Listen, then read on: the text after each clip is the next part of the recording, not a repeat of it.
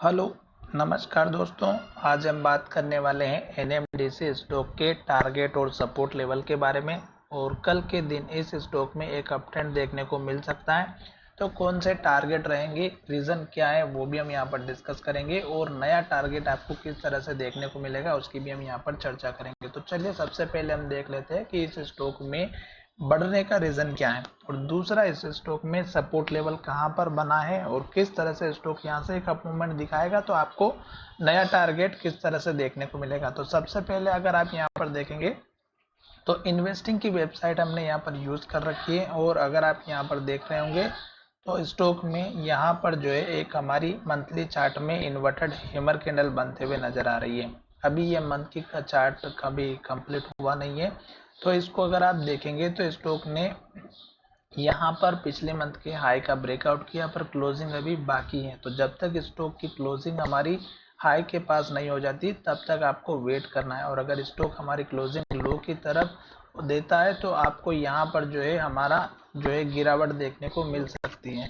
तो यहाँ पर आपको एक चीज ध्यान में रखना है कि मंथली चार्ट अभी कंप्लीट हुआ नहीं है, इसलिए आपको इसका वेट करना है। क्योंकि अगर इन्वर्टेड हैमर बनेगी, जैसे कि यहाँ पर पहले भी बनी हुई थी और लो का ब्रेकआउट हुआ तो गिरावट आए, सेम कंडीशन अगर यहाँ पर बनेगी तो गिरावट आएगी। अगर आप यहाँ पर भी देखेंगे तो ये अपने टॉप पर बनी हुई थी और यहाँ पर भी उसके बाद गिरावट आई थी। तो आपको थोड़ा सा मंथली चार्ट का वेट करना चाहिए। अब दूसरा हम यहाँ पर बात करेंगे कि स्टॉक अगर ग्रीन कैंडल बनाती है और हाई के पास क्लोज होती है तो नेक्स्ट टारगेट आपका कौन सा रहेगा। तो पहला टारगेट तो इसी कैंडल का हाई रहेगा 273 का।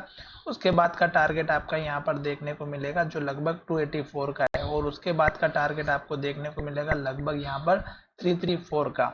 तो यहाँ पर तीन टारगेट बताए, जिसमें सबसे इंपॉर्टेंट टारगेट है 335 रुपए के आसपास का। ये लेवल इसलिए इंपॉर्टेंट है क्योंकि स्टॉक ने इसी लेवल के प्राइस से रिजेक्शन लिया था और स्टॉक में गिरावट आई थी। और उसके बाद के टारगेट आपके रहेंगे यहाँ पर 370 का, और एक टारगेट आपका रहेगा यहाँ पर 403 रुपए का।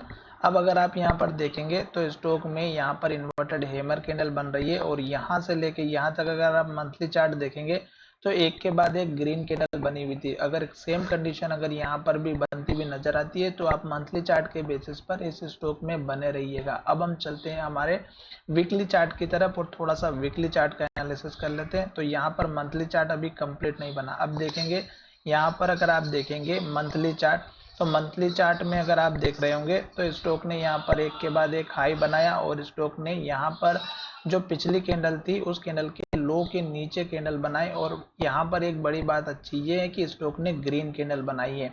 अब अगर स्टॉक हमारा यहाँ से फिर से ऊपर की तरफ जाता है तो इसी कैंडल का हाई का आपको टारगेट रखना है। और मैंने कहा था कि जब तक स्टॉक हमारा ग्रीन कैंडल बनाएगा आप बने रह सकते हैं। तो अभी भी स्टॉक हमारा वीकली चार्ट में पॉजिटिव इंडिकेशन दे रहा है। अब हम चलते हैं डेली चार्ट की तरफ।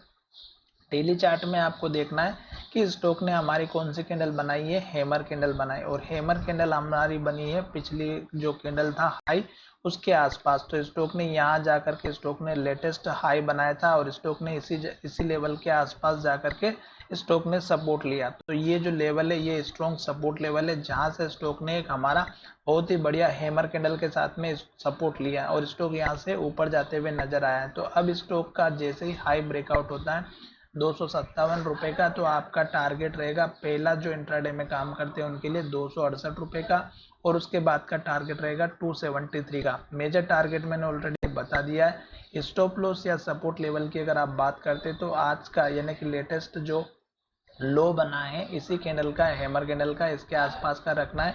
क्योंकि अगर ये लेवल का रेंज टूटेगा तो गिरावट आएगी। फिर स्टॉक में अगर आप देखेंगे तो लेटेस्ट सपोर्ट लेवल यहाँ पर बना हुआ था जो लगभग हमारा 223 का है, 223 रुपए के आसपास का। तो 223-24 रुपए का स्ट्रॉन्ग सपोर्ट लेवल बनेगा, यहाँ से फिर स्टॉक में फिर से अप मूवमेंट आएगा। अब हम बात करेंगे कि स्टॉक में अभी तक लेटेस्ट हाई बन चुका है और उसके बाद स्टॉक ने सपोर्ट नहीं लिया, तो यही सपोर्ट बनेगा और स्टॉक यहीं से इस कैंडल के लो से ऊपर जाते हुए नजर आएगी। साथ में आप अगर यहाँ पर चेक करेंगे कि 9 डेज का मूविंग एवरेज, स्टॉक अभी 9 डेज के मूविंग एवरेज के नीचे नहीं है, तो इसका अगर कंफर्मेशन मिल जाएगा तो और भी अच्छी बात है। साथ ही जब तक स्टॉक हमारी हाई बनाएगा, जैसे यहाँ पर ग्रीन कैंडल बनी फिर हाई बना, ग्रीन कैंडल बनी हाई बना, जब तक स्टॉक हमारा पुराने हाई लेवल के पास नहीं आ जाता तब तक आपको एटलीस्ट वेट करना चाहिए। तो सेम कंडीशन आपको यहाँ पर फॉलो करनी है।